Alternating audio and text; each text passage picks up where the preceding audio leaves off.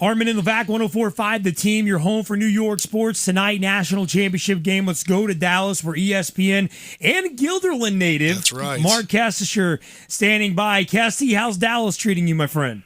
Not too bad. I thought maybe, getting down to the quote-unquote south I'd gain some degrees, but it's been largely in the 30s, a little bit of sleet, a little bit of wintry mix. So we're looking forward to Glendale next year, where it's 70 today. But we're in a stadium inside, so I can't complain. Hey, Levack and I are counting down the days of the Super Bowl. Levack had to buy new shorts just so it's been so long since we wore shorts.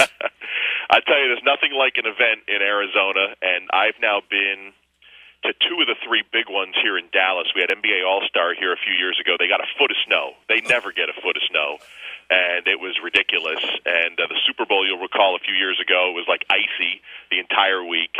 And now the first college football playoff championship game dealing with chilly temperatures. But it hasn't chilled the Buckeyes or the Ducks fans because they're both from the north and they expect this. So what you're telling us is that you bring the cold weather with you. I'll take half the credit. I'm going to leave Big D with the other half. That's a deal. Hey, Mark Kestecher of ESPN, he's the studio crew tonight, along with Trevor Maddich. They're at the game, and of course, you can hear the game right here on 104.5 The Team, ESPN Radio, starting at 7 o'clock. Kesty, what's it been like there for the first ever championship game? What's the vibe like? How has it been put together? Does it feel like the inaugural championship game? It does. The one thing I've noticed, and then leading up to the game, is it has that kind of NFL playoff feel in that when I used to come to the BCS championship, most of the media and all of the players and coaches have been in that city, whether it's the Sugar Bowl, Arizona, the Rose Bowl, or the Orange Bowl. They've been there for like 10 days, and everybody's already been golfing, and they've got their favorite night spot on South Beach. I'm talking media here. And it's just had this feeling of, I was joining the club late. Here, it's more of, even from a coaching standpoint, they had to advance scout the next round. This is more of a business trip where they just got here on Friday, and it's very short and brief and to the point. And obviously you're playing two games after Christmas instead of one. So you do have that national championship feel, two teams with big-time wins. 11 days ago, playing in an NFL stadium. Should be interesting to see if anyone's caught up in the moment between these two teams, on the big stage for the championship. So it does have a little different feel than we've had in years past. What are you seeing out of the teams right now? Is there any obvious preparation difference that you've noticed, seeing as how, like you said, two games after Christmas instead of just the one? I think, the one change probably for Ohio State, and I know Urban Meyer has said they've played more up-tempo themselves. They've practiced more up-tempo because, they're scout teaming their own offense ways, but nobody plays as fast as Oregon, and you're not really going to realize it until you see them on the field. So I think for Ohio State, just making that slight adjustment to whatever it is, 16 seconds between plays. Our Todd McShay was on the field at the Rose Bowl, and he said there were sometimes Oregon would snap at 10 seconds after the play was done. There is an extra official. The Big 12 is officiating this, and so that's another thing to keep our eye on. Substitutions, the umpire allowing the snap, it's seeing how fast Oregon keep this pace, because Ohio State defensively doesn't usually rotate out too much. So if this is a track meet and it's a close game, we'll certainly keep our eyes on just how fit the Buckeyes' defense is when it all counts at the end. Do we think they'll be able to do it, Mark? I mean, if you look at the way that other teams have not been able to keep with Oregon this year, I mean, it's safe to believe that it's going to be an awful, maybe, is this the biggest task of the game for the Ohio State defense to keep up with the Oregon offense? It probably is, and I was impressed with how Ohio State kind of slugged Alabama, and that's, we all know how good Alabama is, and I don't think Oregon's been hit in the mouth by a team. I know Arizona's beaten them a couple times the last few years, but I don't think they've been out-physicaled in those games. They're going to face a very physical team in Ohio State today. This is a much tougher Oregon team than we've seen in the last few years, and that's been the biggest obstacle for them, I think, in the times they have competed for national championships, is when they do come up against the big boys, they've been slowed. I remember the Auburn national championship game, what was that, 5 years ago, when Cam Newton was on Auburn, and Oregon only scored 19 points in that game. I think this is a little different team. I think they're a little more physical themselves, and they don't turn the ball over. So it might come down to who makes the first mistake and who wins the tempo battle. ESPN's Mark Kestecher with Armen Levack on 104.5 The Team. We have the national championship game tonight.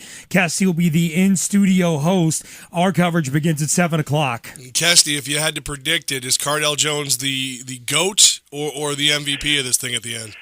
Well, obviously, I think and all the people I've talked to today, I've predicted Oregon's going to win. So for me to say if Ohio State wins, he's the MVP, I'm leaning toward Oregon winning this game. I think it's an amazing story. I called the Ohio State-Michigan game that J.T. Barrett went down and was his last game, and we all thought that's it. The Buckeyes are left for dead. And if he could win this game and win the Big Ten championship, win the Sugar Bowl against Alabama, and then win the national championship. 3 starts, 3 wins. I mean, that would just be but I haven't seen too many guys like Marcus Mariota. He's incredibly efficient. He can beat you in so many ways, and even though he's down 2 receivers, they always seem to have a guy that's going to step up and beat you a different way. I think it's a lot to ask for in your third quarterback of the season in a national championship game, but I didn't think they'd get this far, so I don't want to count them out just yet. Well, like you said, though, both quarterbacks are matchup nightmares. Mariota can do it all. Cardell Jones plays like a smaller guy, but he's built like a truck. So, right. I mean, the matchups are there. They really are, and that's I guess like they say, we'll see it all play out on the field, but the guy has confidence. That's the one thing I'd say he hadn't had the last 2 games. Obviously, it was a big question mark going into the Wisconsin game. And then, all right, now we got to face Alabama in the Sugar Bowl. I can't imagine his confidence has been as high as it is right now for a guy who was getting no snaps in the summer and was getting second-team reps all season long up until now. He's very confident. He's, according to what Urban Meyer has said, they kind of dummied down the playbook a little bit in the Badgers game, gave him a little bit more in the Alabama game. They said yesterday he has the full keys to the car, so I can't wait to see what that means in tonight's game. Hot damn. ESPN's and Gilderland own Mark Kestecher with Armen Levack on 104.5 The Team. Casty, if Urban Meyer and Ohio State does win tonight, is it the greatest coaching job that we've ever seen in the history of the game? I hate to make those quick reactions because it seems like we're forgetting something, but yes, is the short answer. There's no chance I thought they had of doing anything after the J.T. Barrett injury. I can't. We did an interview with Mark D'Antonio, the Michigan State head coach, is going to air in the pregame, just to get a coach's view of just how tough it is to coach up a guy at this level at this stage, and he agreed. He wasn't even sure if he could do it. It's amazing what Urban Meyer and his coaching staff has been able to do under all the circumstances, all the injury, barely making it into the top 4. You could argue whether they should have made it in or not, and then beat Alabama, and then here they are. I have to imagine, under all those circumstances, that it has to be the greatest coaching job that I can remember. It's third-string quarterback. That's insane. Who even has 3 quarterbacks who can play at that level? I mean, that's the amazing part. Yeah. The guy was, he wouldn't even seen the light of day if Braxton Miller, didn't go down. Mark Kestecher with Armen Levack on 104.5 The Team. Our coverage tonight of the national championship game starts at 7 o'clock. Kesty, how much is on the line for Marcus Mariota tonight? How much of this performance tonight is going to directly impact whether or not he's the number 1 overall pick? I don't know if it's going to. I mean, I think most of the NFL executives, they're wondering how he'll translate anyway. I think in speaking to most people down here, they still feel Jameis Winston's going to be picked ahead of Mariota, and obviously they're going to take into account between now and then, off-field stuff and the interviewing process and all the other testing that goes on between now and the draft. I think everyone has a pretty good sense already of the type of person Mariota is, obviously how efficient he is as a quarterback. The question is, does he fit for your system? Obviously, if Chip Kelly could somehow get a hold of him, that would be a perfect matchup for him. But even with a poor performance, and I've done enough bowl games with other top prospects that have bad bowl games, still go in the top 10 and have great NFL careers, I think Mariota's his resume is already there. Kesty, you said you guys you spoke to Mark D'Antonio.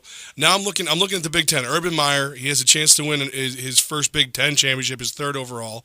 D'Antonio's doing nothing but great things in Michigan State. Now Jim Harbaugh is at Big Blue over there in Michigan. Well, is the Big Ten becoming the power conference with these coaches?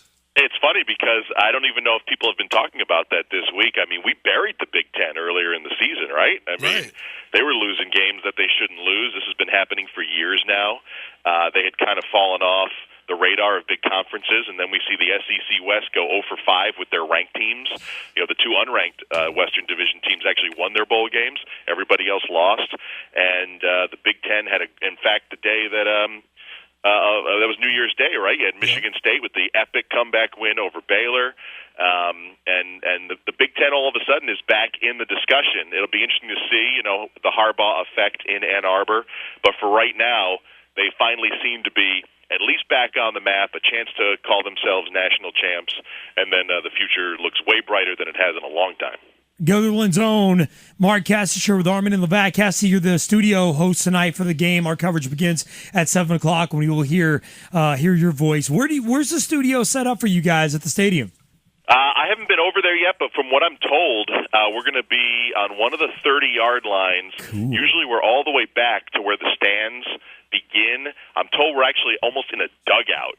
So I might be as close as you can get to the national championship and not see 1 second of it live. I'll watch it off either that big old 60-yard monitor above the field, or, as I have in recent years, I usually have a little, 13-inch monitor in front of me. It's interesting for folks to know. It's great to be at the championship, but right around the second quarter, I'll take my headphones off, I'll walk up to the sideline, watch a play or two, and then just go right back and watch the game as if I'm in my living room and I'm 20 feet from the field. Are you going to be at the Super Bowl, Kesty? I will not, no. Won't be covering it this year. Whoa, did we just one-up Mark Kestecher for the one and only time ever? I believe he did. I didn't want to say anything the first time, but yeah, you guys are going to the Super Bowl. I am not. I think this is it. I think. I was looking forward to hanging out with you. It would have been good. We could have broke bread, had a good time. I used to enjoy covering the Super Bowl. My last one was actually in Glendale, was when the Giants beat the Patriots the first time on the great David Tyree catch to end the unbeaten season. So it has not been in my rotation, the Super Bowl of late, but as I always like to say, and you'll find this out, has this be your first Super Bowl? You've done a bunch. This is my first, your third, Arm? Yeah, my third. And I would say, for me personally, when I cover the Super Bowl, I feel like I'm farther away from the game because there's so much going on. Yeah.